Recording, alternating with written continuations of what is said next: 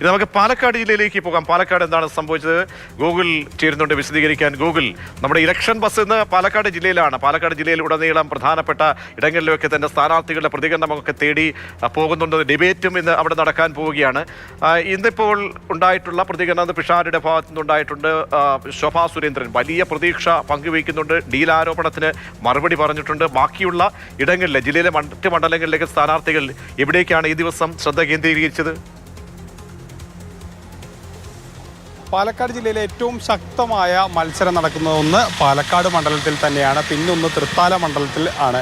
ഈ രണ്ട് മണ്ഡലങ്ങളിലുമാണ് അതീവ ശക്തമായിട്ടുള്ള മത്സരം നടക്കുന്നത്. നമ്മൾ തൃത്താലയിൽ പരിശോധിക്കുകയാണെങ്കിൽ മന്ത്രിയായിട്ടുള്ള എം പി രാജേഷും വി ടി ബൽറാമും തമ്മിലാണ് മത്സരം. വി ടി ബൽറാം ഈ കഴിഞ്ഞ വർഷം കാലം നിടറിയെങ്കിലും ഈ 5 വർഷവും ഈ മണ്ഡലത്തിൽ സജീവമായിരുന്ന സാഹചര്യം കൂടിയുണ്ട്.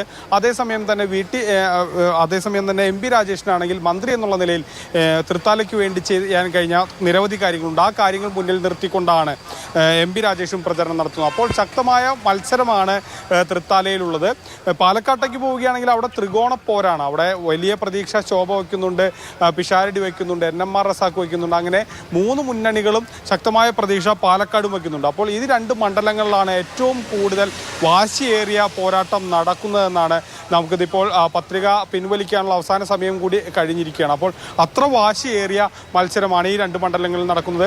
മറ്റ് പാലക്കാട് ജില്ലയിൽ നമുക്ക് നോക്കുകയാണെങ്കിൽ മറ്റ് പല മണ്ഡലങ്ങളും ഇടതുപക്ഷത്തിനോടൊപ്പം നിന്ന ആലത്തൂര്, തരൂര് അത്തരത്തിലുള്ള മണ്ഡലങ്ങളുണ്ട്. ചിറ്റൂര് മുൻ മന്ത്രിയായിട്ടുള്ള കൃഷ്ണൻകുട്ടി തവണ മത്സരിക്കുന്നില്ല, മറിച്ച് മുരുകദാസാണ് മത്സരിക്കുന്നത്.